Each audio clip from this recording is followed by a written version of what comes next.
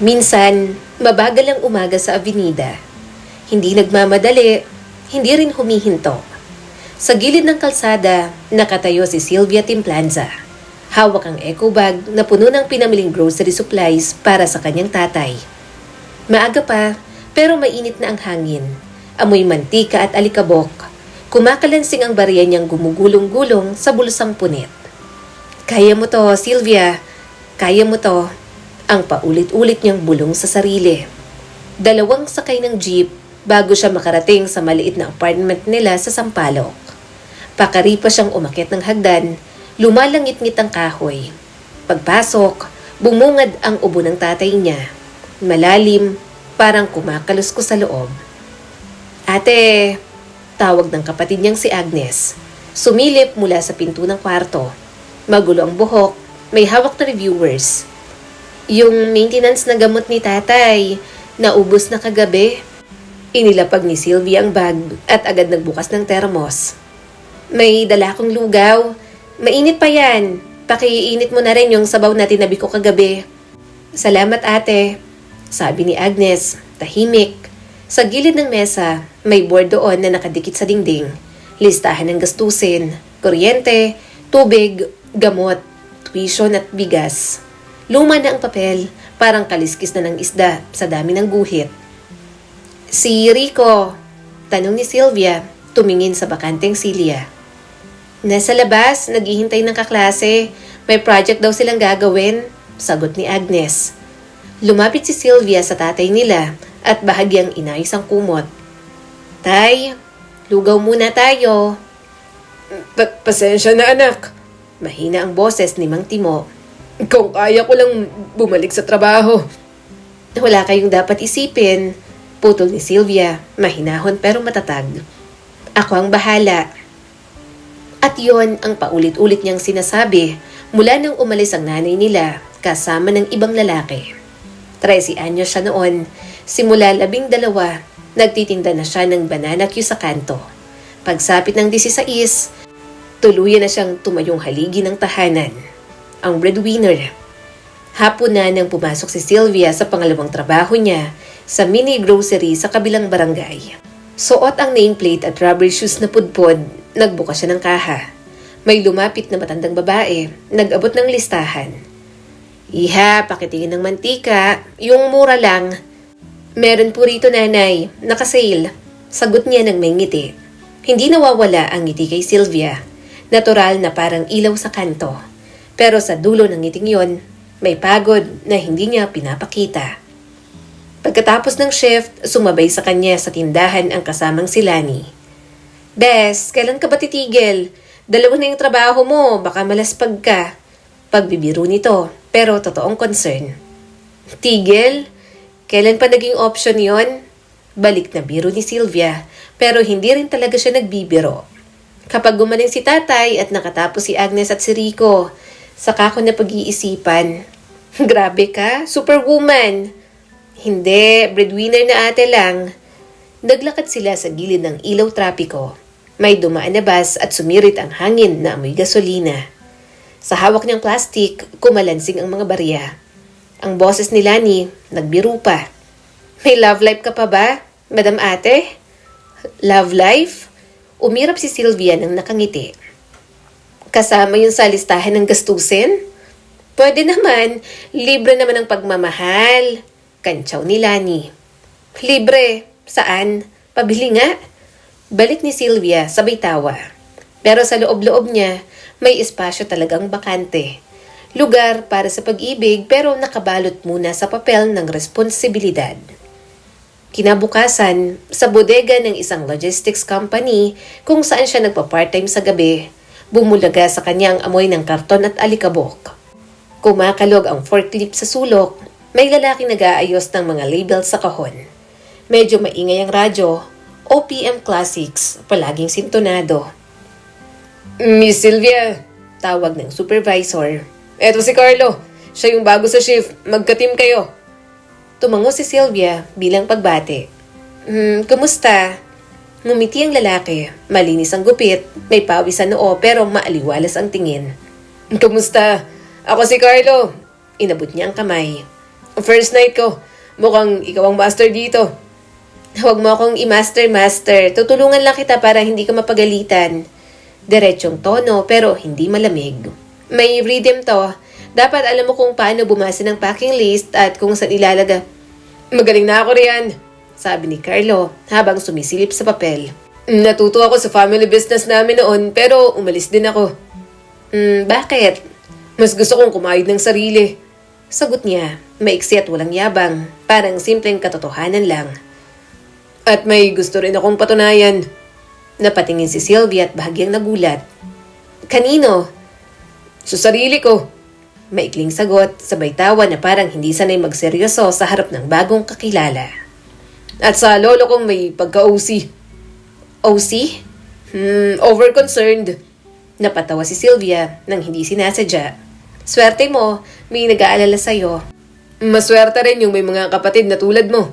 Balik ni Carlo at tumingin sa nameplate na nakadikit sa uniforme. Nakasulat dyan, Ate Sylvia dapat eh. Paano mo nalaman na ate ako? Sa paraan mong mag-checklist, parang nagbabayad ng bills. Laging may resibo at memo. Ate vibes.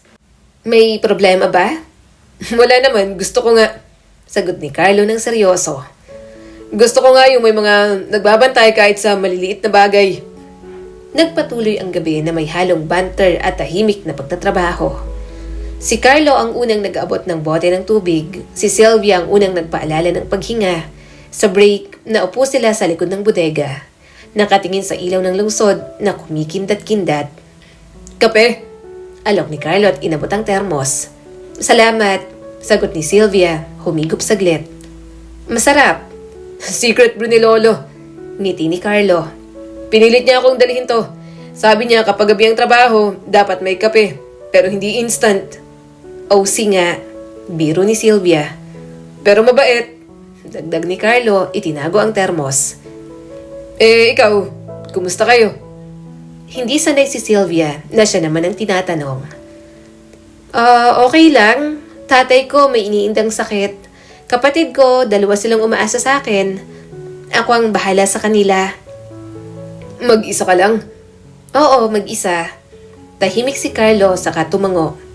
Mabigat yan. Sanay na. Mahinang sagot ni Sylvia sabay tingin sa palad na may kalyo. Kapag hindi ko sinikap, sino magtataguyod sa pamilya namin? Naiintindihan ko, sabi ni Carlo. Kahit ibang pinanggalingan ko, alam ko ang pakiramdam na kailangan mong magsikap para sa mga mahal mo. Nagkatinginan sila. Walang musikang tumugtog, walang slow motion, pero may payapang pagkakaunawa. Isang uri ng katahimikang parang kumot sa gabi.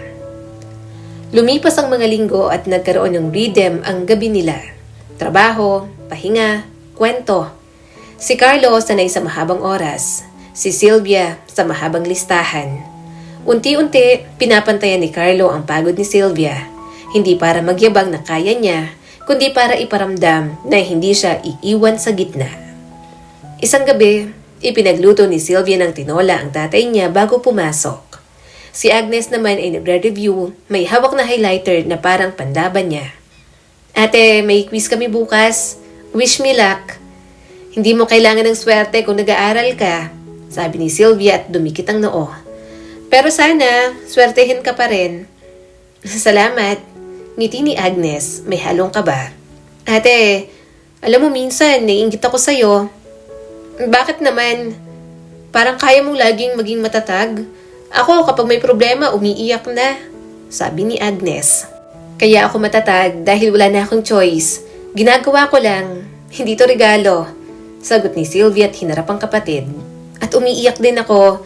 Hindi mo lang nakikita. Alam mo, matulog ka na. Putol ni Sylvia, kunwari mahigpit. Bukas ng exam mo. Pag-alis niya, dala-dala pa rin niya ang pinag-usapan nila ng kanilang kapatid. Sa bodega, nadato niyang maaga si Carlo, nag-aayos ng mga pallets. Uy, ate accounts payable. Ang aga mo ngayon. Bati ni Carlo at nakangiti. May tinola akong dala kanina, kaya ako mas na-late ng konti. Sagot niya rito. Tinola? Kunot noon ni Carlo, naglalaway. Paborito ko yun. Wala na. Inangat ni Sylvia ang kilay. Supplies depleted. Request form? Pwede bang mag-fill out? Depende sa performance mo ngayong gabi, sabi ni Sylvia at bahagyang nakangiti. Habang nag-iimpake, napadpad ang kwento sa mga pangarap. Kung may extra kang oras, anong gagawin mo? Tanong ni Carlo. Tulog, sagot ni Sylvia at diretsong tawa. Kung may extra akong pera, negosyo, maliit lang, bakery siguro o karinderya, para kay tatay at para kay Agnes at kay Rico. Wow, solid! Tugon ni Carlo. Ako gusto kong mag-ipon. Balang araw, baka kailanganin ng lolo ko ng kasama sa buhay. Ayokong palagi na lang umaasa sa kanya. Tinanong ba kita? Asar ni Sylvia at pilit tinatago ang ngiti. Hindi mo na kailangan. Nakasulat na sa mga mata mo. Sagot ni Carlo. Hindi ako tumitingin. Sinubukan ibaling ni Sylvia ang tingin. Alam mo, mas cute ka sa mga ginagawa mo ngayon. Nakatitig si Carlo dito. Agad na natigilan ang dalaga sa ginagawa. Ngumiti si Carlo. Gusto kitang kausapin kahit anong oras. Kahit na pagod ako. Parang napapawi mo yung pagod ko. Tumigil sa pagkilo si Sylvia. Tiningnan niya si Carlo, ang pawis na sentido, ang banayad na paraan ng pananalita. Wala sa plano niyang pag-ibig, pero madalas, ang mga hindi planado, yon ang kumakatok ng tahimik. Sa gitna ng patong-patong na schedule, may mga maliliit na pahingang lumilikha ng alaala. Isang Sabado, nagkayayaan ang buong bodegang maglugaw sa kanto pagkatapos ng shift. Sumama ang lahat. Umupo si Sylvia sa plastik na bangko. Pinanood ang usok na umaakyat mula sa mangkok. Dahan-dahan siyang humigop. Simple ang lasa pero sakto. Masarap? Tanong ni Carlo. Masarap. Mas masarap kung may kalamansi. Teka, akin na to. Pinisil ni Carlo ang kalamansi. Inilagay sa mangkok niya. Uy, akin yan. Ang lakas mo namang manghingi. Hindi hingi yun. Hindi mo ginagamit kaya kinuha ko na lang. Biro ni Carlo sabay tawa ng grupo. Naabutan sila ni Lani. Kumindat at napangiti. Mag-boyfriend na ba kayo? Para naman akong third wheel dito. Lani, saway ni Sylvia. Ano, kinikilig lang ako. Rare to, Sylvia. Ngumingiti ng hindi napipilitan. Tinamaan si Sylvia sa sinabi ng kaibigan pero hindi niya ipinahalata. Tumingin siya kay Carlo at nagbiro. Sabihin mo nga sa kaibigan ko na wala lang to. Wala, Ulit ni Carlo. pero huwag ka mag-alala. Marunong naman ako maghintay. Natahimik silang tatlo. Umihip ang hangin. Kumalansing ang mga kutsara sa mangkok. Walang fireworks, walang drama. Pero may tinig sa loob ni Sylvia. Minsan, ang tunay na mahalaga ay yung taong nananatili sa tabi mo kahit sa gitna ng pagod ng walang kasiguraduhan. Lumipas ang mga buwan pero hindi nagbago ang routine. Trabaho at bahay, bahay at trabaho. Kung may dagdag man, yun ay ang unti-unting pagsanay ni Sylvia sa presensya ni Carlo. Parang lamparang lagi lang nariyan kapag dumidilim. Isang gabi, dumaan si Carlo sa apartment nila. Dala ang puting kahon na may pandesal. Para kay tatay, kahit hindi ko alam kung pwede siya nito. Salamat, mabubusog siya, sabi ni Sylvia. Pwede rin kitang ihatid sa trabaho. Alok ng binata, pero agad ding umatras. Kung okay lang, kung ayaw mo, ayos lang. Hindi kita... Pwede, putol ni Sylvia. Pero hindi araw-araw. Bakit naman? Baka hanap-hanapin ko?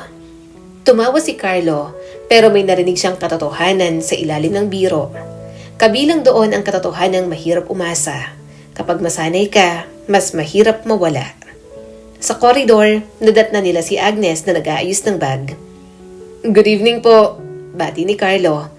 Good evening, sagot ni Agnes. Tumingin kay Sylvia, bahagyang tukso ang mga mata. Ate, sino yung katrabaho? Putol agad ni Sylvia.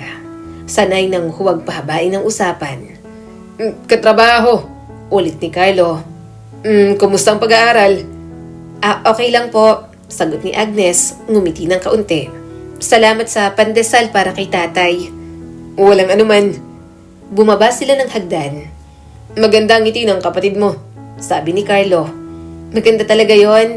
Sana maabot niyang pangarap niya. Maaabot niya yon, sagot ni Carlo, simple at buo.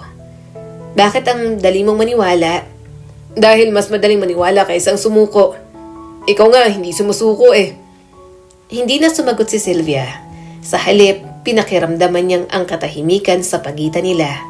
Hindi ito nakakailang, mas parang pahinga pa nga. Isang Lunes ng umaga, tinawag siya ng HR ng unang trabaho niya. Sylvia, Sabi ng supervisor, nakasuot ng salamin. may pagkakataon. Partner company natin sa Dubai. Nag-hire sila ng hotel staff. Mas mataas ang sahod, may housing. Recommended ka ng 2 boss. Natigilan si Sylvia. Nakita niya sa salamin ng opisina ang sarili. High school graduate, maayos ang buhok, payat pero malakas ang tindig. Sa likod ng salamin, nakita rin niya ang tatay niyang nakahiga, ang kapatid niyang nag-aaral, at ang bunsong si Rico na nangangarap. Kailan ang alis? Tanong niya sa supervisor. Kung papasa ka sa interview within 2 months. Pwede bang mag-isip muna? Of course, pero mabilis ang pila. Lumabas siya ng opisina at umupo sa gilid ng hagdan. Pinisil niya ang 2 barya sa bulsa. Yung tugtog ng pang-araw-araw. Dubai, salitang mabigat at magaan sa parehong pagkakataon. Kinagabihan, sa bodega, hindi siya kasing daldal. Napansin niyo ni Carlo. Uy, tahimik ka. May inaalok na trabaho, sagot ni Sylvia. Sa Dubai, tahimik din si Carlo. Saglit lang. Magandang opportunity. Mahinang sabi ng binata. Walang drama sa tono, walang panghihila. Buhay yon para sa pamilya mo. Nabubuhay nga sa sweldo kaso yung distansya, sabi ni Sylvia. May mga paglayo na kailangan para sa mas mahaba at mas magaan na lapit sa dulo. Hindi mo ako pipigilan? Biro ni Sylvia na may halong pagtest dito. Dapat ba? Kung pipigilan kita, anong klaseng katuwang ako nun? Balik naman ni Carlo. Hindi mo pa nga ako kasintahan. Ngiti ni Sylvia pero may init sa mata. Hindi pa ba? Akala ko matagal na. Tanong ni Carlo at nakatitig sa kanya. May kung anong kumirot sa dibdib ni Sylvia. Hindi sakit, kundi awa sa sarili. Sa pagod na may humahaplos sa wakas. Carlo, Wala akong hihilingin. patuloy pa niya. Pero kung aalis ka, gusto kong malaman mo. Proud ako sa'yo at nandito lang ako. Kung hindi ka aalis, proud pa rin ako at nandito pa rin ako. Pinaglalaroan ni Sylvia ang laking pliers sa kamay. May lolo ka na OC, di ba? Yeah, over-concerned. Pakisabi, salamat sa kape nung nakaraan. Bakit? Mas mahirap palang mag-decide kapag may mabuting tao ngayon sa tabi mo. Sabi ni Sylvia at pilit tumawa. Kaysa dati na wala akong kakampi. Naiintindihan ko. Kahit anong piliin mo, huwag mong kalimutan ang sarili mo. Yun ang dapat na una sa listahan. Malambing, sabi ni Carlo. Pag uwi, nadat na niya ang tatay niyang gising. Nakaupo at may ngiti sa labi. Anak, ano ulit raw ang sasabihin mo tungkol sa trabaho? Opo, may ano po kasi, may alok sa Dubai. Sagot ni Sylvia ng dahan-dahan. Tumingin ang matanda sa kanya. Agad nalaman ba't ito naguguluhan. Sa unang beses, sa mahabang panahon, gumaan ang mukha niya. Kung saan ka magiging payapay, doon ka. Paano po kayo? Hindi mo naman kami iwan. Sagot ni Mang Timo. Lagi kang nasa tabi namin. Lahat ng ginagawa mong sakripisyo noon, ang dahilan kung bakit okay ngayon at sa mga susunod pang taon. Umupo si Agnes sa tabi. Ate, kung makakagaan ito kay tatay at makakatulong sa atin, gawin mo. Nandito kami para sumuporta sa'yo. Huwag kayo masyadong matapang. Biro ni Sylvia pero namasa ang mga mata. Nakakahiya tuloy umiyak. Umiiyak ka? Tanong ni Agnes at nagbibiro rin. Akala ko hindi. Hindi mo lang nakikita. Sabi ni Sylvia sabay tawa at buntong hininga. Sa gabing yon, tumitig siya sa kisame at tinanong ang sarili. Kaya ko bang palayain ang sarili para mas magpasa ng responsibilidad? Sagot ng katawan, kaya niya pero masakit. Sagot ng isip, kaya niya dahil kailangan. At sagot ng pinakatahimik na bahagi sa loob niya, kaya niya, lalo na kung may tahanang babalikan at kung may taong handang maging tahanan mo rin. Kinabukasan, bago ang shift, dinalhan siya ni Carlo ng maliit na notebook. Ano to? Tanong ni Sylvia. Planner, para sa mga plano mo. Sagot naman ni Carlo. Nagpaparinig ka ba? Hindi naman, nagpaparamdam. Binuksan ni Sylvia ang planner. Sa unang pahina, may nakasulat na maliit na sulat kamay. Huwag mong kalimutan, kasama rin sa plano ang sarili mong kaligayahan. Napakagatlabi siya para pigilan ang ngiti. Pwede mo bang bawiin to? Bakit naman? Baka masanay ako. Okay lang, dahil ako rin sanay na sa presensya mo. Tugon ni Carlo ng payapa. At sa maraming bagay na kumakalas sa buhay ni Sylvia, oras, barya, lakas, may isang bagay na dumidikit ng dahan-dahan. Ang ideya na hindi lang pala siya ate o anak, pwede rin siyang maging mahal. Isang linggo matapos ang pasya. Oo, tinanggap ni Sylvia ang interview, tinawagan siya ng HR. Pasado, may 2 buwan para mag-ayos ng papeles. Pag-uwi niya, dinala niya ang balita sa hapag. Tinola, kare-kare at tahimik na kaligayahan. Congrats ate! Sigaw ni Agnes at niyakap siya. Congrats po, sabi ng bunso nila. Salamat mga kapatid, sabi ni Sylvia. Tumango si Mang Timo, mabagal pero buo. Proud ako sa'yo anak. Salamat po tay. Tinago ni Sylvia ang mangyak-ngyak na tawa. Kinagabihan, inihatid siya ni Carlo mula sa bodega. Paghinto nila sa may kanto, natahimik ang paligid. Tanging ilaw ng poste at ugong ng mga tricycle ang saksi. Ilang sandali silang kapwa walang imik, hanggang sa si Carlo na ang bumasag ng katahimikan. Alam mo, mahina niyang sabi, nakatanaw sa kalsada. Sabi nila, kapag may distansya ka, may lakas kang natutuklasan. Tumingin si Sylvia, bahagyang mapait ang ngiti. Pero kapag may distansya, may puwang din, at ang puwang na yon madalas lungkot ang pumapasok. Sandaling natahimik si Carlo bago muling nagsalita. Mas buo ang tinig. O pwedeng pag-asa. Depende kung sino ang naghihintay sa dulo. Nagtagpo ang kanilang mga mata. At sa loob ng ilang segundo, tila humaba ang gabi. Huwag kang ganyan.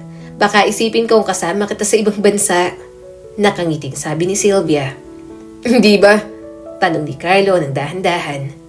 Kahit hindi sa aeroplano, kasama mo ako sa plano. O kaya, sa puso mo. Hindi sumagot si Sylvia. Sa halip, marahan niyang inabot ang planner sa bag, hinaplos ang unang pahina at isinara ulit. Sa puso? Sira ka talaga. Sige, isusulat kita. At doon natapos ang gabing yon. Walang pangakong malalaki, walang singsing, walang drama. Pero may 2 taong parehong pagod at parehong handang kumapit sa tahimik na pag-asang bukas. Kahit anong layo o distansya, pwedeng maging papalapit kung pareho kayong tapat. Tahimik ang mga sumunod na linggo kay Sylvia. Para bang ang bawat araw ay hinahati niya sa 2. Sa umaga, ang pagiging anak at ate na kailangang maglaan ng lahat para sa pamilya. Sa gabi, ang pagiging manggagawa na hindi pwedeng pumalya. At sa mga oras sa pagitan, isang babae na natututo ring tanggapin ang presensya ng isang tao sa tabi niya. Si Carlo. Isang gabi matapos ang shift, umupo sila ni Carlo sa lumang bangko sa likod ng bodega. Malagkit ang hangin, amoy karton at pawis, pero doon sila palaging nauuwi kapag parehong pagod. Sa bag ni Sylvia, nakatago ang planner na regalo nito sa kanya. Nakaugalian niya ng damhin muna ito bago magsulat. May date ka raw? Tanong ni Lani, kasamahan nila, habang nandun ito sa pantry. Parang ibang ngiti mo, madam. Wala, kape lang, sagot ni Sylvia.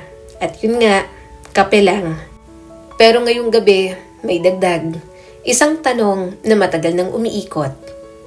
Sylvia, pwede ba kitang ligawan ng formal? Mahinahong tanong ni Carlo. Hindi bumungad ang fireworks o musika. Ang boses lang ni Carlo at ang tibok ng dibdib ni Sylvia ang nagtagpo. Napatingin siya sa planner, saka sa kanyang mga kamay na puno ng kalyo. Hindi ako madaling mapa-oo. Pagod ako sa araw, pagod sa gabi, mabigat ang buhay ko, at hindi ko iniisip ang sarili ko bago ang pamilya. Nakangiti si Carlo pero seryoso ang mata.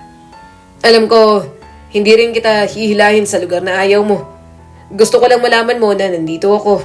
Kung papayag ka, edi mag-uusap tayo. Kung ayaw mo, edi mag-uusap pa rin tayo tungkol sa trabaho. Napatawa si Sylvia kahit pa naninikip ang dibdib niya. Ang landi mo rin minsan. Practice lang. Practice maging mabuting tao sa tabi mo. Sagot naman ng binata. Dahan-dahang isinulat ni Sylvia sa planner. Carlo, maayos uminom ng kape, marunong makinig. Saka siya tumango. Sige, ligawan mo ako. Ayoko nang mabilisan ha. Hindi ako sprinter. Marathon to. Mas nakakapagod kaya yon. Pero masulit. At sa simpleng palitan ng salita, nagsimula ang paglalakbay ng dalawang pusong pagod, ngunit handang kumapit. Hindi ingrande ang panliligaw ni Carlo. Walang mamahaling bulaklak o mamahaling hapunan. Ang meron, oras. May pandesal tuwing umaga. May dala din siya para kay Tatay Timo. May minsanang paghatid kay Agnes kapag maaga ang klase. May pagkukumpuni ng sirang kortina sa sala. May pag-igib ng tubig kapag mahina ang gripo. Sa bawat maliit na kilos, unti-unting natutong tumanggap si Sylvia. Isang hakbang na hindi niya inaasahan para sa sarili. Ang weird, no? Sabi niya minsang nakaupo sila sa jeep pa uwi. Sanay na ako yung nag-aasikaso. Pero ngayon may gumagawa na rin para sa akin. Bakit naman weird?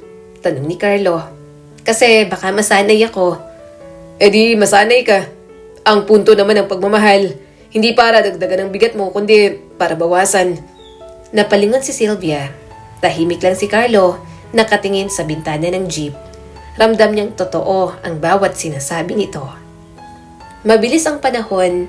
Isang buwan bago ang alis ni Sylvia papuntang Dubai, pinakilala siya ni Carlo sa kanyang lolo Ramon, ang matandang lalaking madalas niyang ikwento. Sa lumang panaderya sa Tondo sila nagkita. Amoy ensaymada at bagong hurno ang loob. Nandoon si Lolo Ramon, nakaupo, nakabarong at may baston. Nang makita sila, ngumiti ito. Carlo, sabi ng matanda. Ito bang sinasabi mong Sylvia? Opo lolo, siya ho. Magalang na lumapit si Sylvia. Magandang hapon po. Magandang hapon. Mahigpit ang hawak ng matanda. Narinig ko ng tungkol sa'yo. At ang sabi ng apo ko, mahal ka niya. Nalaki ang mga mata ni Carlo. Lo! Ngumiti si Sylvia, medyo namula. Mahal ko rin po siya. Tumawa si Lolo Ramon. Ayun, masarap pakinggan ang simpleng totoo. Umupo silang tatlo at nagkape. Tinawag ni Lolo si Sylvia. Kung hindi na mabigat ang balikat mo, ano ang gusto mong gawin? Negosyo po. Karinderya o bakery para makaupo si tatay ng payapa. Maganda yan, sabi ng matanda. Hindi mo kailangan ng engranding negosyo para maging masaya. At doon, sa pagitan ng ensaymada at kape, tinanggap ni Sylvia na hindi lang siya ate o anak, pwede rin siyang maging asawa. Lumipas pa ang mga linggo, sa bawat pag-uwi, nagbibilang siya ng araw bago ang flight. Nasa planner niya, day 12 bago umalis, day 10, at habang papalapit, mas sumisikip ang kanyang dibdib. Isang gabi, naglakad sila ni Carlo pauwi mula sa trabaho. Umuulan ng mahina, sabay silang nakasilong sa iisang payong. Magpakasal tayo bago ka umalis, biglang sabi ni Carlo. Natigilan si Sylvia. Ha? Carlo, kulang-kulang isang buwan na lang. Alam ko, ayoko ng engrande, maliit lang. Pamilya lang. Ayokong palipasin ng araw na alis ka nang hindi mo alam na pinili na kita ng buo. Pero ang gastos. Si Lolo Ramon ang bahala. Putol ni Carlo. Ayaw niya sanang makialam. Pero sinabi niyang kapag kasal, gusto niyang sumalo. Tahimik si Sylvia, kinuha niyang planner, sumulat ng maliit na linya.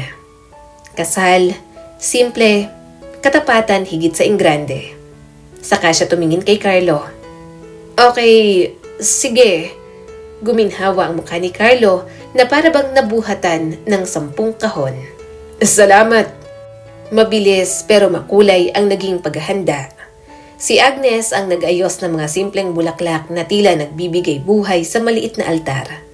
Si Rico na may walang sawang naglinis ng simbahan, Bawat bangko pinupunasan na parang mahalagang panauhin ng uupo. Si Lani naman, abala sa mga papeles. Hawak ang checklist na paulit-ulit niyang sinusuri. Grabe ka, Sylvia. Biro ni Lani habang inaayos ang belo ng kaibigan. Ikaw ang bride na walang kaarte-arte na nakilala ko. Walang prenup shoot, walang gown fitting, diretso kasal agad. Hindi ko kailangan ng engrande. Ang kailangan ko, yung totoo. Nakangiting sagot ni Sylvia. Dumating ang araw ng kasal. Sa maliit na simbahan sa Tondo, nandoon ang pamilya at ilang kaibigan. Si Lolo Ramon, nakabarong, nakaupo sa unahan. Si Tatay Timo, naka-Amerikana kahit hingal. Si Agnes at Rico, parehong kabado at masaya. Naglakad si Sylvia sa gitna ng pasilyo. Bawat hakbang ay may kasamang tibok ng puso. Sa dulo, naghihintay si Carlo. Nakangiti, hindi perpekto ang anyo pero totoo ang ngiti, totoo ang damdamin. Handa na ba kayong maging tapat sa isa't isa sa hirap man o ginhawa? Tanong ng pari, malinaw ang tingin na umaalingaw-ngaw sa maliit na simbahan. Opo, sagot ni Sylvia ng malinaw. Opo, Sagot ni Carlo, sabay hawak sa kamay niya. Simple lang ang singsing, pilak na may ukit na titik K at letter S. Walang engranding bulaklak, walang fireworks, pero sa mismong oras na yon, ramdam ni Sylvia na ang bigat ng buhay ay may kasama na siyang pumapasan. Sa labas ng bahay nila ginanap ang reception. Naghanda si Lolo Ramon ng maliit na salo-salo, pansit, pritong manok at kalderong kanin. Tumawa ang mga kapitbahay, naglaro ang mga bata, at nagkumustahan ang mga kamag-anak. Lumapit si Lolo Ramon kay Sylvia at iniabot ang sobre. Para sa inyo, huwag ka nang magreklamo. Lolo, Para sa pag-alis mo at para sa pagbabalik ninyo. tinanggap ni Sylvia ang sobre. Nangingirid ang luha sa mga mata. Salamat ho. Yumakap si Sylvia kay Lolo Ramon at nakangiting pinagmasdan yun ni Carlo. Ngumiti si Lolo Ramon. Hindi lahat ng mabibigat, ikaw ang bubuhat. Ngayong may katuwang ka na sa buhay, hindi ka na mag-iisa. Sa gabing yon, mag-asawa na silang umuwi. Walang magastos na honeymoon, sa maliit na silid na kinalakhan ni Sylvia sila nagtabi. Habang nakahiga at nakatitig sa kisame, nagsalita si Carlo. Hindi na natin kailangan baguhin ang maganda. Anong maganda? Tanong ni Sylvia. Yung paraan na pinipili pa rin natin ang isa't isa kahit pagod. Ngumiti si Sylvia at pinisil ang kamay ng kanyang asawa. Tama ka. Sana tumagal. Hindi sana. Sagot ni Carlo ng matatag. Tatagalan natin. At doon, sa payak na silid, nagtapos ang isang kabanata ng kanilang buhay. Hindi sa dulo ng pangarap, kundi sa simula ng panibagong laban na sabay nilang haharapin. Umaga pa lang, puno na ng tao ang NAIA Terminal 1. Ang maleta, kahon, at yakap na parang ayaw bumitaw. Amoy kape at pawis, halong kaba at tuwa ng mga aalis at maghahatid. Nasa gilid si Sylvia, bit-bit ang maliit na maleta at ang planner na nakasukbit sa bag. Hawak ni Carlo ang kanyang kamay ng mahigpit. Sa tabi nila, nakaupo si Mang Timo, bahagyang hinihingal pero pilit nakangiti. Nandoon din sina Agnes at Rico, parehong nakatitig sa departure board. Pinipilit nila yung unawain. Anak, Mahinang sabi ni Mang Timo. huwag kang matakot sa distansya. Pinisil ni Sylvia ang kamay ng ama. Hindi ako natatakot. Kaya ko to, para to sa inyo at para sa bubuuin naming pamilya ni Carlo, tay. Tumingin siya kay Carlo. Ikaw, anong sasabihin mo? Ngumiti si Carlo pero may bahid ng lungkot. Sasabihin ko, sobrang miss na kita agad kahit hindi ka pa man umaalis. At kahit anong oras ka tumawag, sasagutin ko. Promise? Hindi ko kailangan mangako para gawin. Pero, oo, promise. Humigpit ang yakap nila. Hindi dahil sa takot sila, kundi dahil alam nilang may bakas na iiwan ang bawat hawak. Huling halik ni Sylvia sa noo ng ama, huling yakap kay Agnes, huling fist bump kay Rico, at saka siya naglakad papuntang immigration. Lumingon at pilit ngumiti. Sa eroplano, inilabas niya ang planner at sumulat. Day 0, Aalis, hindi iiwan. Makalipas ang higit 8 oras na biyahe, nakarating na si Sylvia sa Dubai. Pagbukas ng pinto ng eroplano, sinalubong siya ng mainit na hangin na parang humahalik sa balat. Mga gusaling salamin, kotseng mabilis at desyertong kumikislap sa malayo. Kasama sa shuttle bus ang iba pang Pinoy. First time? Tanong ng seatmate niyang si Mira. Isang dalagang nakaayos ang buhok at may kumpiyansang tindig. First time, sagot ni Sylvia. Madali lang to kapag matigas ang loob mo at kapag may taong tumatawag gabi-gabi, sabi ni Mira. Meron, nakangiting sagot ni Sylvia. Sa housing na ibinigay ng kumpanya, 2 kama, 1 cabinet at maliit na lamesa ang bumungad. Ang roommate niya ay si Joanne, matagal na ring OFW. Basta, huwag kang susuko sa homesickness, sabi ni Joanne habang inaayos ang kumot. Normal yan sa una, pero kaya mo to. Tumango si Sylvia. Kaya ko to, kakayanin, bulong niya sa sarili. Sa orientation ng hotel, mabilis ang turo. Front desk etiquette, housekeeping standards, food handling. Ang supervisor, isang Pinay na matagal na rin roon. Mahigpit pero matulungin.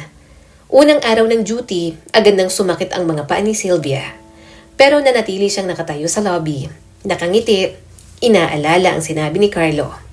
Sabihin mo lang kung gaano ka kasanay magpatakbo ng magulong araw.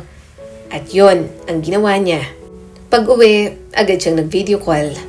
Sa screen ng cellphone, bumungad ang mukha ni Carlo. Medyo pawisan pero nakangiti. Kumusta ang first day, Mrs. De La Cruz? Biro nito. Napangiti si Sylvia. Nakakapagod pero kinakaya. Ikaw, kumusta? Pinagluto ko si tatay ng pinakbet. Medyo maalat pero sabi niya masarap daw. Totoo ba yon o nagpapalakas ka lang? Hindi ko alam, pero effective. Tawa ni Carlo.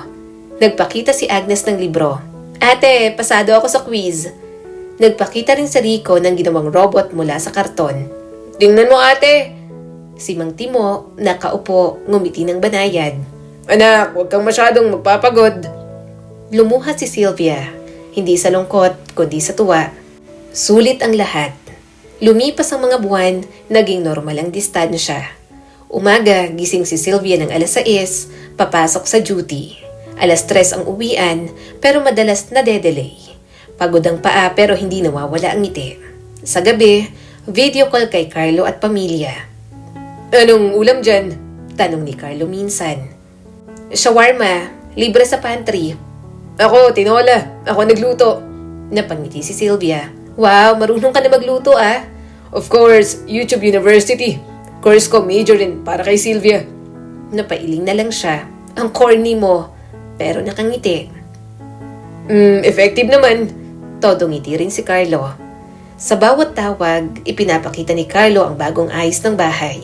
Ang lagayan ng gamot ni tatay na nakalabel, ang kalendaryo ng pag-inom, ang malinis na sala. Nahahawa ka na ba sa pagiging OC ni Lolo Ramon? Biro ni Sylvia. Oo, tama ka dyan. Sagot naman ng asawa niya. Kinumusta ni Sylvia si Lolo Ramon at sinagot naman itong maayos lang ito. Nagkwentuhan pa silang dalawa tungkol sa mabait na matanda. At bago matapos ang tawag, palagi silang natatahimik ng ilang segundo. Doon nakapwesto ang mga salitang hindi na kailangang ulit-ulitin. Mahal kita, ingat ka, ako ang bahala rito, uuwi ka. Isang gabi, nakatanggap siya ng tawag mula kay Agnes. Ate, may kaibigan akong lalaki sa school, tinutulungan ako sa thesis. Kaibigan o kaibigan? Tukso ni Sylvia. Ate naman, bata pa ako, namula si Agnes. Hindi mo kailangan magmadali, pero kung papasok siya sa buhay mo, kilalanin mo ng mabuti. Huwag mong kalimutan ang pangarap mo, paalala ni Sylvia. Naroon si Carlos sa tabi, nakikinig. Agree ako sa ate mo. At kung may magpapakilala, dumaan muna sa akin. Kuya, pati ikaw? Guard ka na ngayon? Reklamo ni Agnes, pero halata ang tuwa. Package yan, asawa na, guardian pa ng lahat, sagot ni Carlo. Natatawa si Sylvia. Sa simpleng usapan, ramdam niyang kahit malayo, buo pa rin ang pamilya. Habang abala sa trabaho, nagsimulang mag-ipon si Sylvia. Sa planner niya, may pahina para sa maliit na pangarap. Tulad na lang ng pangarap niyang karinderya. Tuwing may sobra, dinadagdagan niya. Sa dulo ng bawat araw, may 3 salitang paulit-ulit.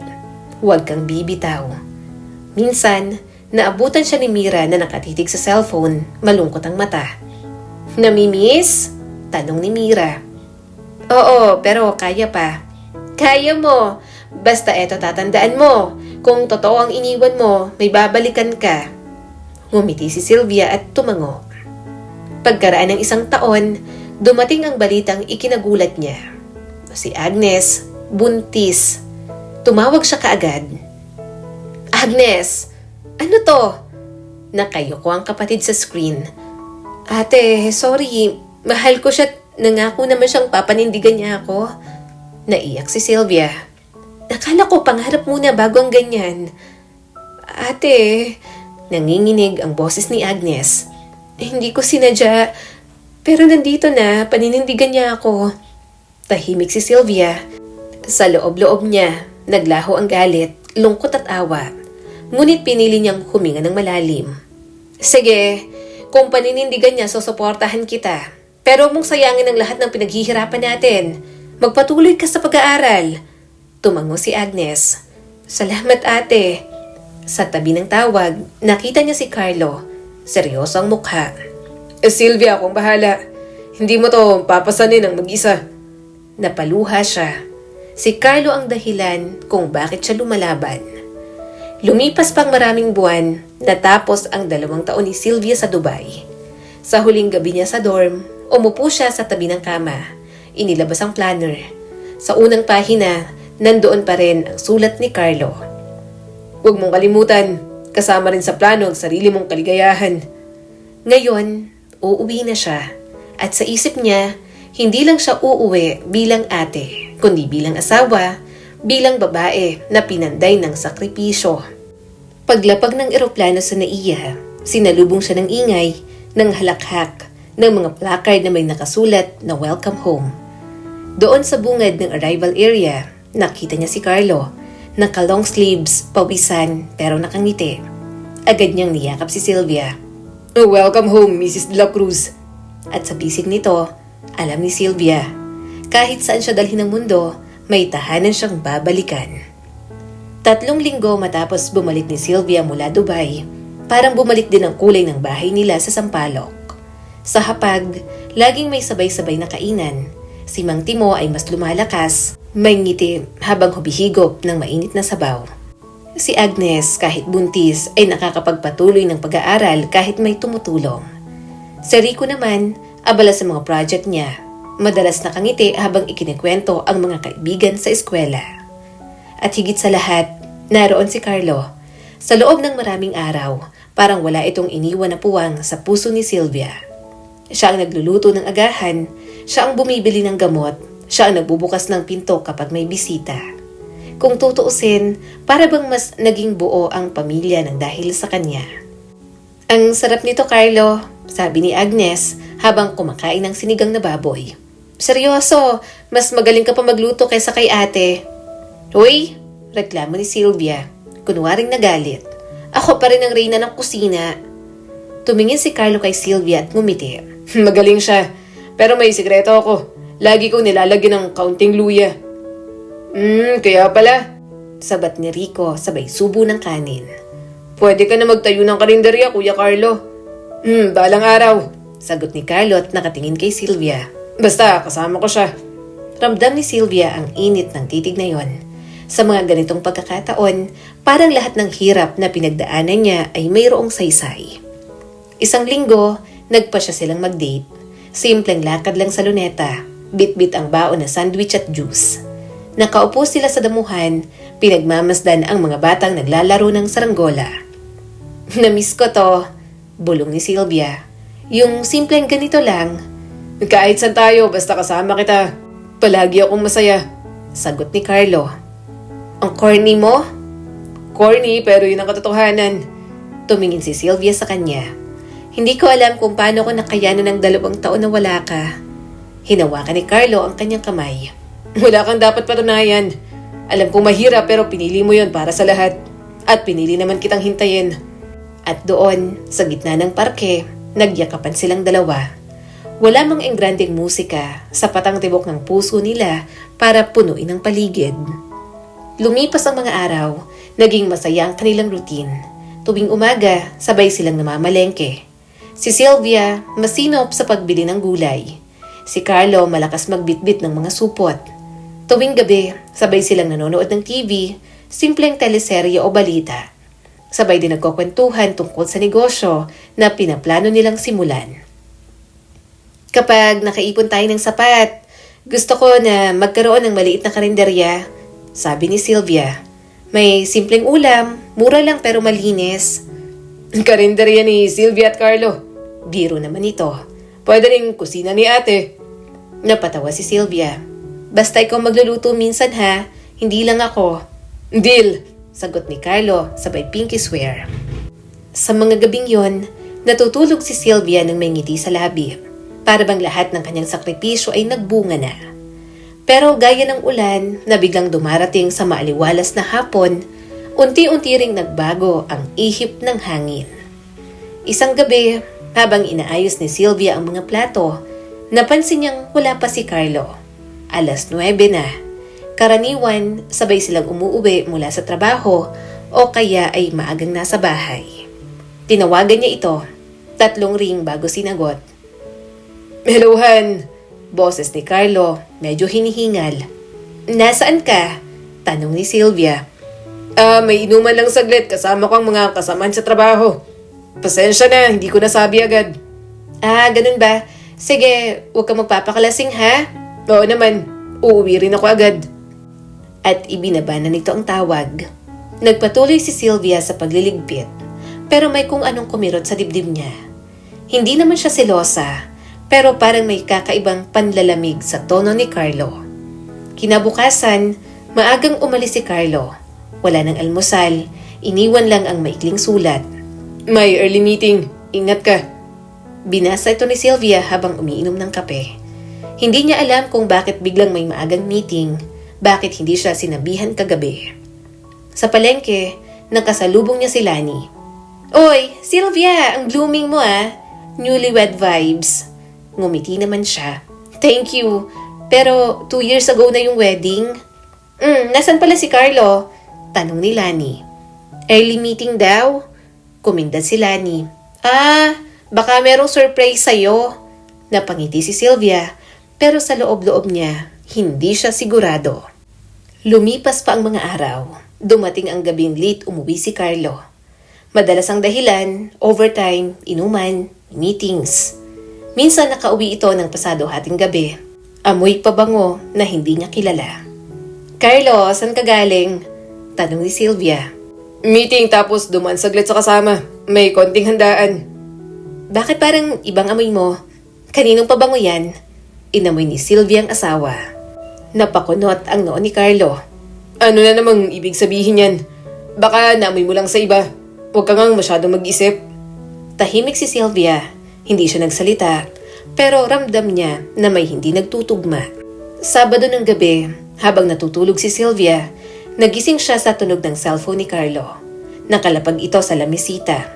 Dumadalas ang mga notification at sa screen may pangalang hindi niya kilala. Bumilis ang tibok ng puso niya. Hawak niya na sana ang cellphone nang biglang gumalaw si Carlo at kinuha ito. Bakit gising ka? Tanong ni Carlo at bahagyang iritado. May nag-text sa'yo? Office mate lang yun. Mabilis na sagot nito. Huwag ka nang magtanong. Tumalikod ito at nagkunwaring tulog. Naiwan si Sylvia, gising at nakatitig lang sa kisame. Sa unang pagkakataon, naramdaman niya ang bigat ng duda. Kinabukasan, habang naghahanda ng tanghalian, tinanong niya si Carlo. Carlo, sino si A? Natigilan ito, saka ngumiti ng pilit. Si Ana. Kasamahan ko sa trabaho. Laging nagtatanong tungkol sa mga report. Ganun ba? Oo, huwag ka na mag-isip ng kung ano-ano. Ngumiti si Sylvia pero hindi umabot sa mga mata. Isang araw, nagpunta sila sa mall para mamili. Habang abala si Sylvia sa pagpili ng gamit para kay Tatay Timo, napansin niyang si Carlo ay palihim na nagte-text. Carlo! Tawag niya rito. Nagulat ito, halos mahulog ang cellphone. Bakit? Wala, tulungan mo naman ako dito. Agad itong lumapit, pero bakas ang kaba sa kilos. Pag-uwi nila, habang nakaupo sa sala, biglang nagtanong si Agnes. Kuya Carlo, nakita ka raw ng kaklase ko kagabi? May kasama kang babae sa may kanto? Nanlaki ang mata ni Sylvia. Totoo ba yon? Nag-iba ang mukha ni Carlo, pero agad din itong umiti. Baka na malikmata lang. Kasama ko si Rico kagabi, hindi babae. Tumango si Rico at naguguluhan. Hindi naman tayo lumabas kagabi, kuya. Biglang natahimik ang lahat. Kayo naman, puro biro. Sabay tawa ni Carlo. Nagkakamali lang yun. Pero ramdam ni Sylvia na hindi yon basta biro. Sa gabing yon, habang nakahiga, hindi mapakali si Sylvia.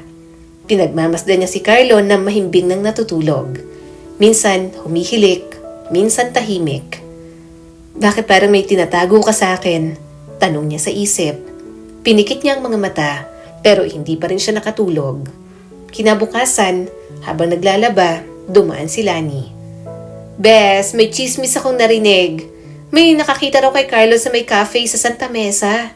May kasamang babae. Well, hindi ko lang alam kung totoo. Bumilis ang tibok ng dibdib ni Sylvia. Sino raw?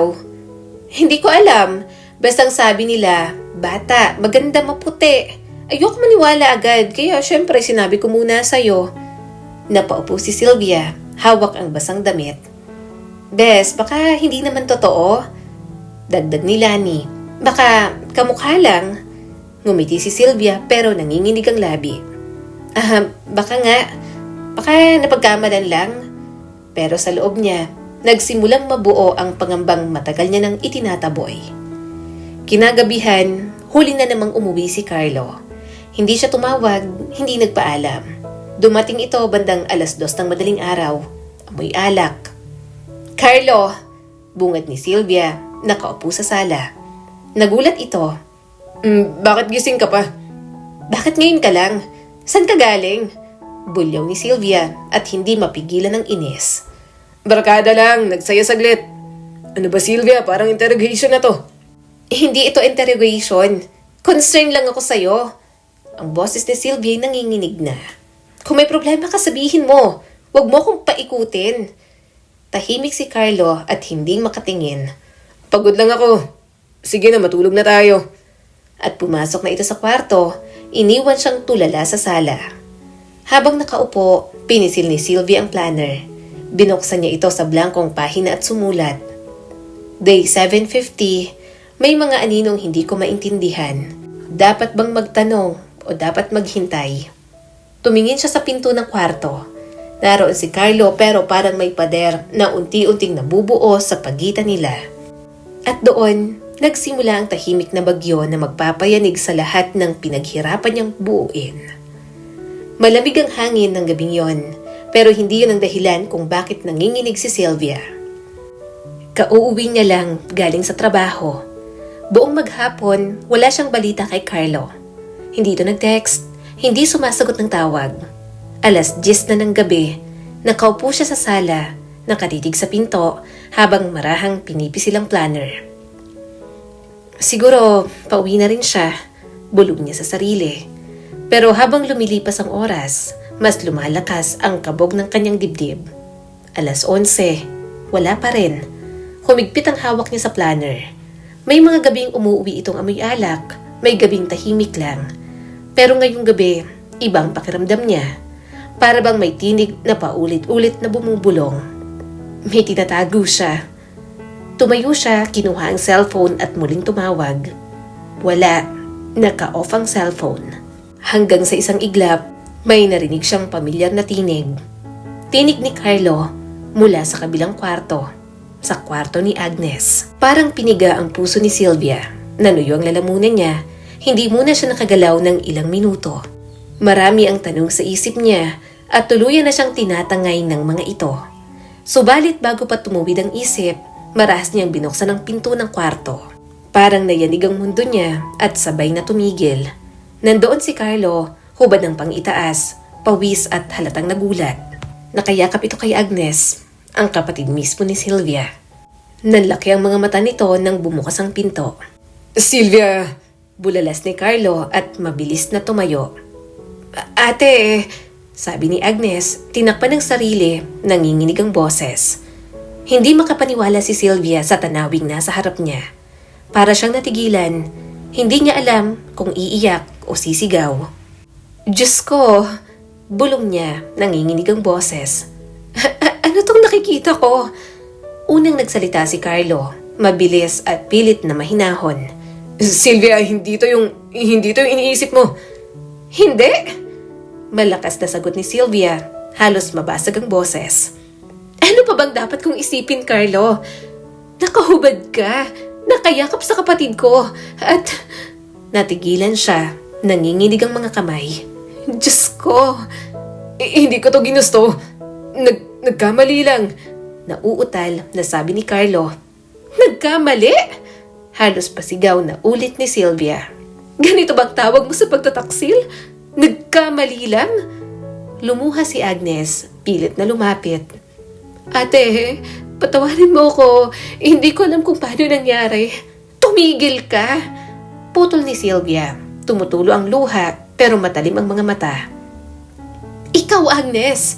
Ikaw na kapatid ko! Ikaw na itinaguyod ko, pinag-aral ko, lahat binigay ko, ito ang masusukli mo? Ate, please!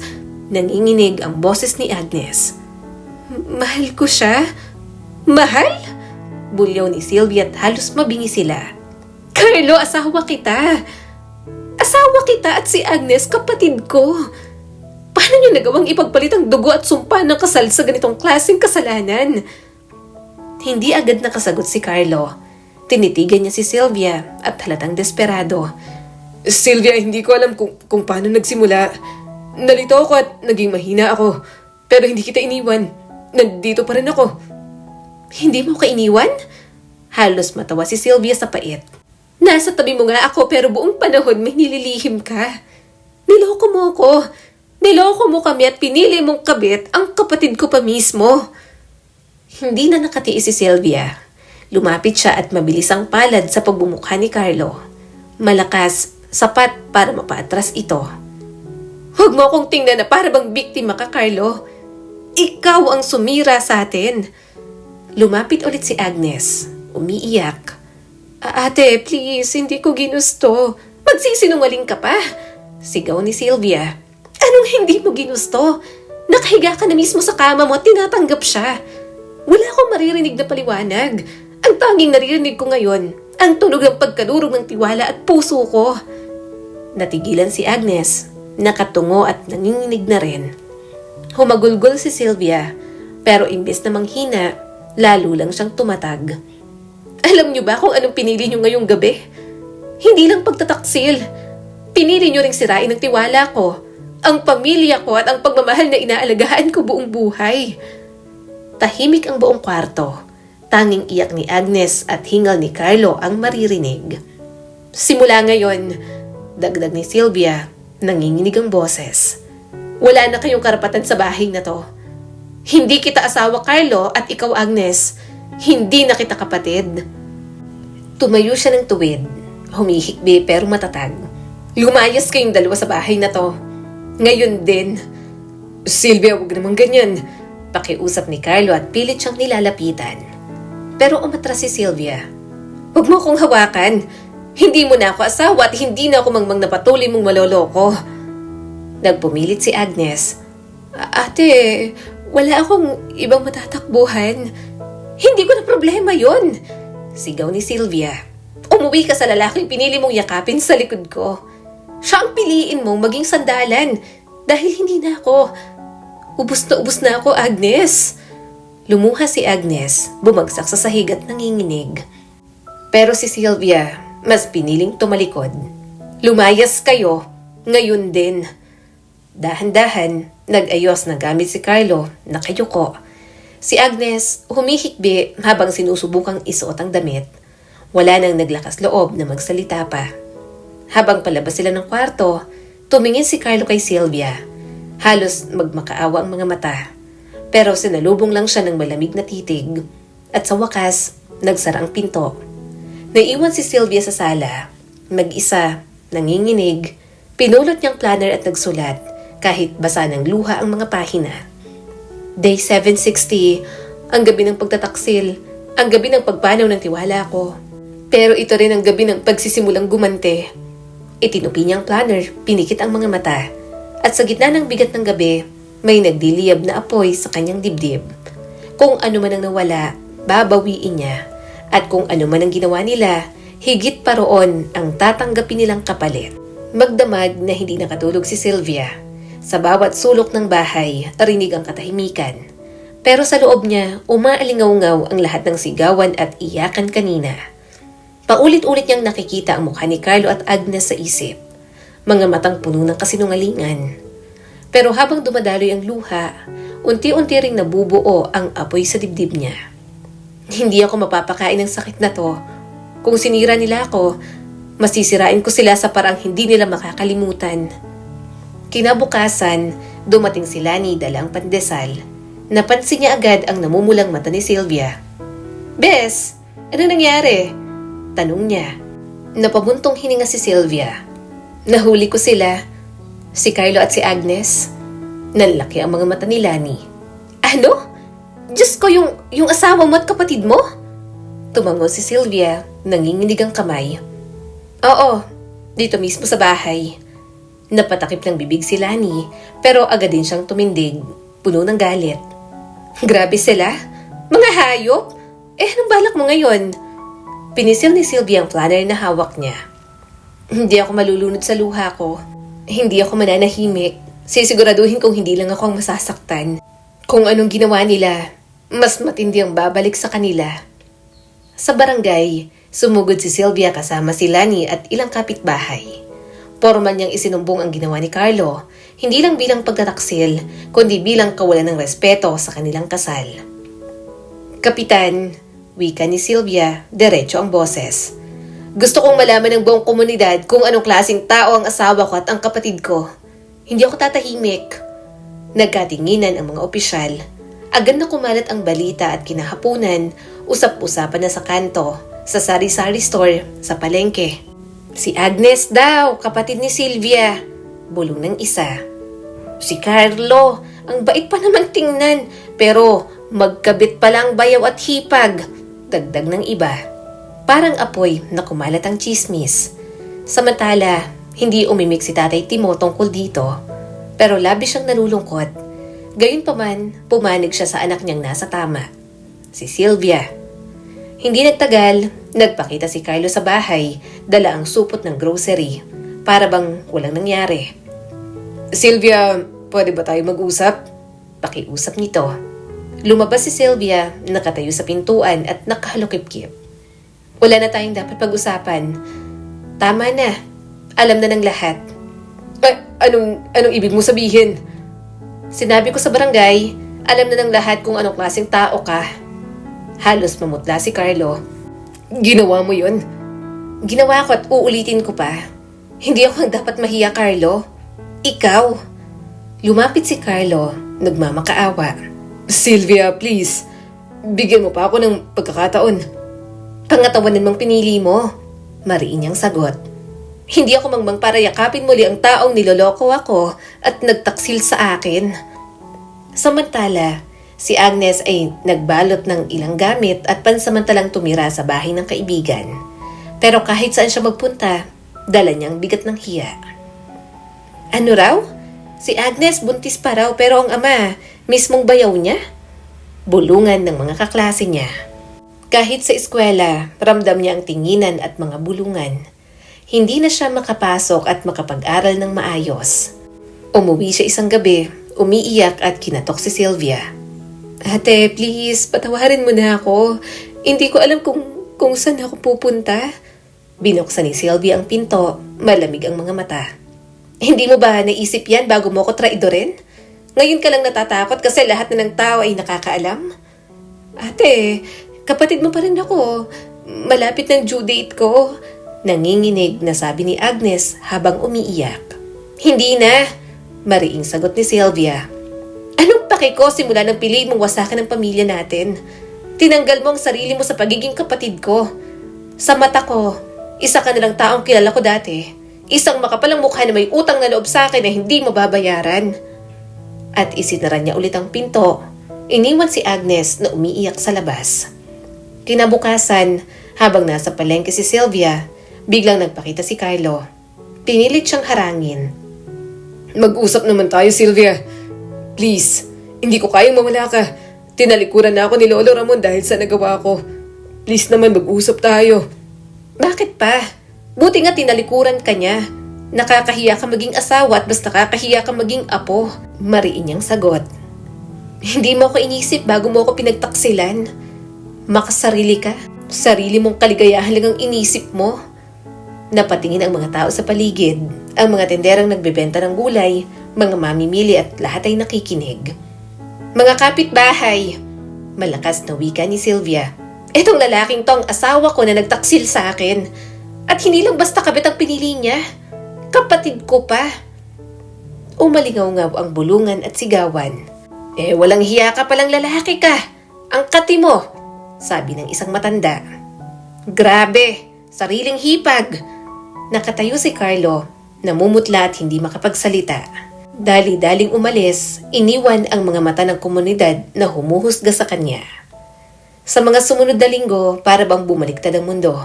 Si Sylvia kahit sugatan, unti-unting bumangon.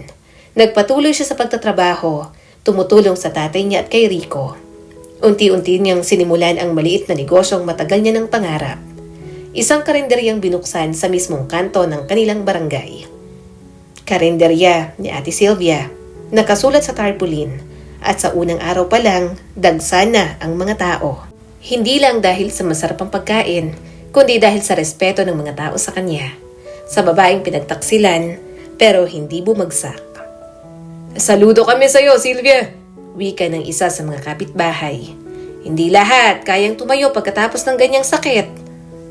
Ngumiti si Sylvia, bagamat may luha pa rin sa sulok ng mata. Hindi ako tatayo para sa kanila. Tatayo ako para sa sarili ko, para sa pamilya kong natira. Samantala, si Carlo ay unti-unting nawala ng mukha sa komunidad. Nasa trabaho, kumalat ang balitang may relasyon siya sa hipag. Napilitan siyang umalis dahil sa pangungutiyang natanggap. Isang gabi, lasing siyang dumating sa harap ng karinderya ni Sylvia at nagmamakaawa. Sylvia, patawarin mo na ako. Hindi ko alam kung paano ako babangon nang wala ka. Lumabas si Sylvia, tinitigan siya ng malamig. Bumangon ka kung kaya mo. Hindi ko na trabaho yun. Pero asawa mo pa rin ako. Hindi na! Sigaw ni Sylvia, nanginginig ang tinig pero matatag ang mga mata. Simula nang nilapastangan mo ang kasal natin, ikaw na mismo ang nagputol ng tali. Hindi ka na asawa sa akin at hindi ka na lalaki sa paningin ko. Isa ka dalang taksil na hindi marunong pumili ng tama.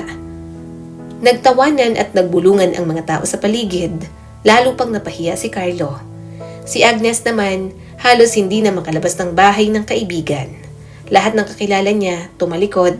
Ang mga dating kaibigan sa eskwela, in-unfriend na siya. Tinanggal sa group chat. Ang mga pinsan, hindi na rin siya pinapansin. Isang gabi, muling humarap si Agnes kay Sylvia. Yakap ang tiyan na malapit ng mga anak. Ate, maawa ka naman. Wala na ako mapuntahan kahit kaunting tulong. Hindi kita hahayaang pumanaw sa gutom. Sagot ni Sylvia at malamig ang tinig. Pero huwag mong asahan ang yakap. Huwag mong asahan ang pagmamahal na sinayang mo. Ang makukuha mo lang sa akin ay awa. At hanggang awa lang, hindi pagmamahal. Lalong humagulgol si Agnes, pero hindi na siya tinanggap muli bilang kapatid. Habang lumilipas ang panahon, unti-unti ring lumilinaw kay Sylvia ang direksyon ng kanyang ganti. Hindi niya kailangan gumamit ng dahas. Hindi niya kailangang bumaba sa antas ng mga traidor. Ang gagawin niya, ipapakita sa lahat na mas malakas siya kesa sa sakit na idinulot nila. At yun mismo ang pinakamabigat na parusa para sa kanila. Ang makita siyang bumangon, umasenso at maging mas matagumpay. Habang sila ay nababaon sa hiya at kahirapan, yon ang kanyang ganti. Isang hapon, nakaupo si Sylvia sa loob ng kanyang karinderya. Pinagmamasdan ang mga taong masayang kumakain. Lumapit si Lani, may dalang kape. Bes, tingnan mo, ang dami mong customer. Ikaw na talaga. Ngumiti si Sylvia, tumingin sa paligid. Hindi ko inakala na dito hahantong ang lahat. Sa una, akala ko katapusan ko na. Pero sa totoo lang, ito ang simula. Simula ng ano? Tanong ni Lani. Simula ng buhay na hindi nakatali sa sakit. Simula ng ganti na hindi lang para ipahiya sila kundi para ipakita na walang pagtataksil ang makakatalo sa akin. Tumingin siya sa planner, binuksan ang bagong pahina at sumulat. Ang tunay na ganti ay ang manatiling nakatayo habang ang mga traidor ay nakaluhod sa bigat ng kahihiyan. At sa ngiting yon, nagsimula ang mas maliwanag na umaga para kay Sylvia. 2 taon matapos bumagsak ang mundo ni Sylvia, iba na ang itsura ng dating maliit na karinderya. Ang karinderya ni Ate Sylvia ay hindi na lang maliit na tindahan sa kanto. May 3 sangay na ito sa Maynila. May bagong tarpaulin sa bawat branch. Masarap, malinis. Hindi lang pagkain ang inihahain, kundi respeto at malasakit. Dati, nakaupo lang ako rito para umiyak. Bulong ni Sylvia minsang tumingin sa lumang mesa sa unang branch. Ngayon, dito nakaupo ang mga estudyanteng may baon lang na 20 pesos pero busog at masaya. Sa tuwing nakikita niya ang pila ng mga manggagawa, estudyante at jeepney driver, para bang mas lalong tumitibay ang puso niya. Isang araw, dumating ang bagong supplier ng gulay. May maaliwalas na mukha, magaan ang tindig at halatang sanay makitungo. Good afternoon po. Wika ng lalaki. Ako po si Jacob. Bagong contact ninyo para sa organic vegetables. Nag-abot sila ng kamay, mahigpit ngunit maingat ang hawak. Ako si Sylvia, salamat at napasyal ka. Napatingin si Jacob sa paligid, sa pila ng mga taong kumakain. Ang ganda ng sistema nyo. Mura, malinis at kita kong masaya at kontento ang mga customer. Napangiti si Sylvia, bahagyang namula. Ginagawa lang namin ang kaya namin. Simula noon, naging regular na suki si Jacob. Una, bilang supplier. Kalaunan, bilang kaibigan. May bagong ani. Sabi ni Jacob minsang dumating, dalang isang basket ng gulay. Libre na to, para sa'yo. Napakunot ang noo ni Sylvia. Nako, baka malugi ka niyan. Hindi ako malulugi sa tao nagbibigay ng gana sa iba. Napayuko si Sylvia, tinakpan ng palad ang mukha niya. Ang corny mo? Corny pero totoo. Sagot ni Jacob, nakangiti na parang bata. At doon, nagsimula ang mas madalas nilang pagkikita.